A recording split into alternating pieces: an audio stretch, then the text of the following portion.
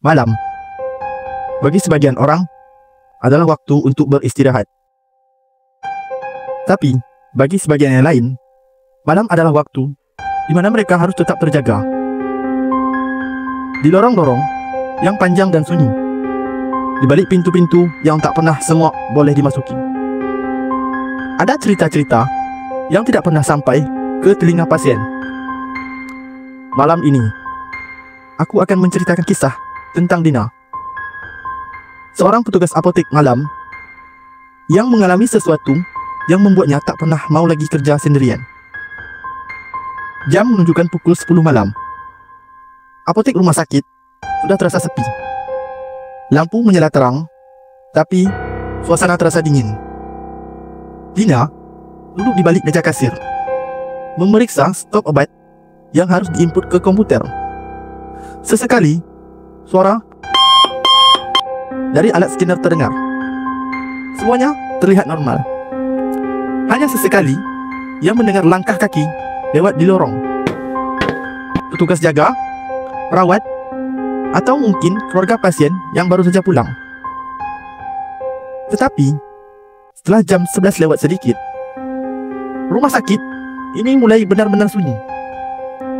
Dina sudah terbiasa dengan keheningan ini. Tetapi malam itu, suasananya terasa jauh berbeda. Saat sedang menulis catatan pengambilan obat, ia terdengar suara pelan, tapi jelas.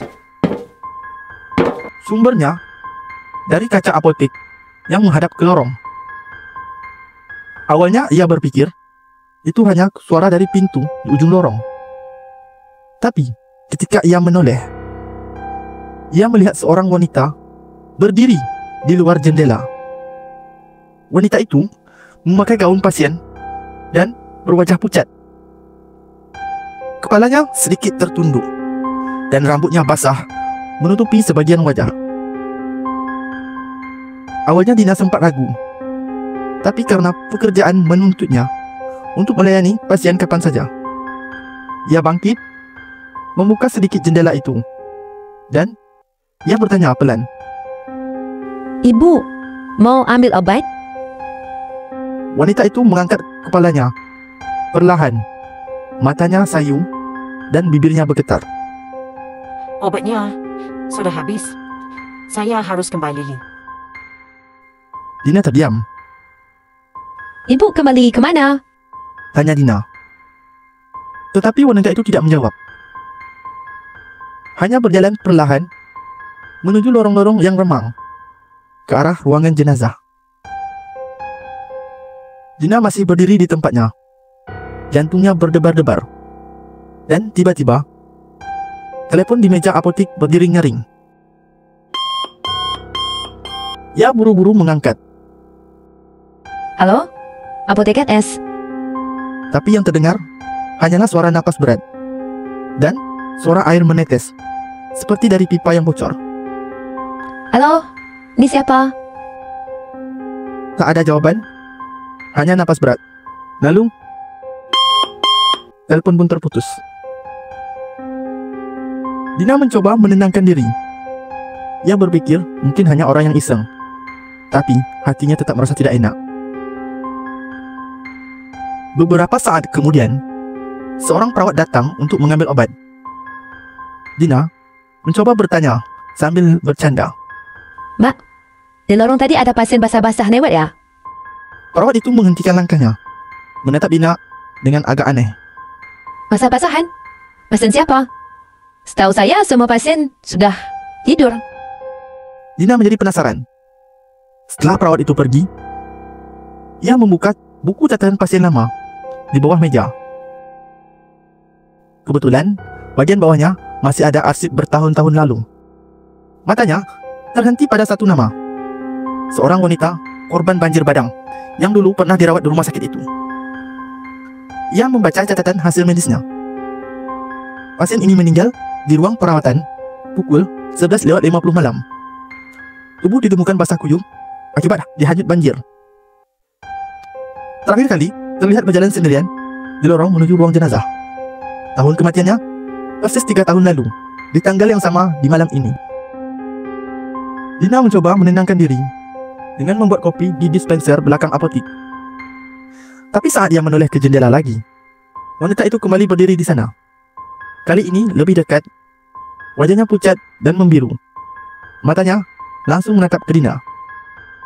Tersesat air jatuh di lantai, membuat genangan kecil. Dina berbalik, berjalan perlahan menuju lorong yang remang.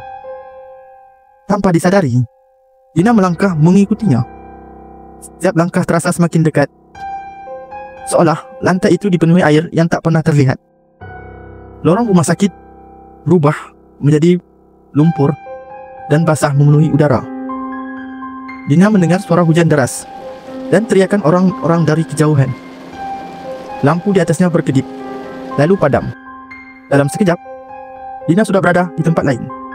Di hadapannya, ada air bah yang mengamuk, membawa potongan kayu, atap rumah, dan tubuh-tubuh manusia yang tak berdaya. Teriakan minta tolong bercampur dengan bunyi gemuruh arus. Di tengah kekacauan itu, Dina melihat wanita yang sama. Tapi kali ini dia masih hidup dan berusaha berenang. Wanita ini menoleh ke arah Dina. Matanya penuh dengan air mata. Ia berteriak di tengah derasnya arus. Anakku, dia masih di sana. Bawa dia pulang. Pandangan Dina mengikuti arah tangannya. Dari kejauhan, sebuah tubuh kecil terperangkap di batang pohon yang besar, tersangkut di tepi hutan yang gelap.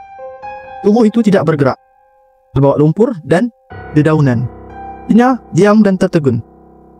Wanita itu kembali menatapnya. Kini, sosok wanita tersebut sudah berubah. Seperti wanita yang pertama kali ia temukan di apotek rumah sakit. Suara lirihnya hampir tertelan hujan. Dia tidak pernah dimakamkan. Tolong selesaikan. Hujan semakin deras. Air dari banjir itu mengalir ke arah Dina, menyapu kakinya, lalu naik hingga menutupi pandangannya. Saat Dina menutup mata, dia kembali berdiri di lorong rumah sakit. Basah kuyup, sendirian, hanya ada genangan air di sekelilingnya. Dina berdiri kaku di lorong itu. Air di kakinya perlahan surut, tapi tubuhnya gemetar hebat. Suaranya tersendat-sendat. Matanya masih menatap di ujung lorong tempat wanita itu berdiri tadi. Kini lorong itu kembali terlihat kosong. Hanya lampu yang menyala memantulkan cahaya ke lantai yang basah. Langkah kaki terdengar tergesa-gesa dari belakang. Beberapa perawat muncul menatapnya dengan wajah yang panik. Dina, kamu kenapa? Salah satu dari mereka memegang bahunya. Dina menoleh dengan pelan, tapi tak menjawab. Air mata mengalir di pipinya tanpa ia sadari. Mereka bilang, Dina pingsan di lorong. Tubuhnya basah kuyup seperti baru diguyur hujan. Padahal, malam itu cuacanya cerah. Yang membuat mereka bingung, di telapak tangan Dina ada rancing kecil. Sejak saat itu, Dina tak pernah lagi mengambil sip malam.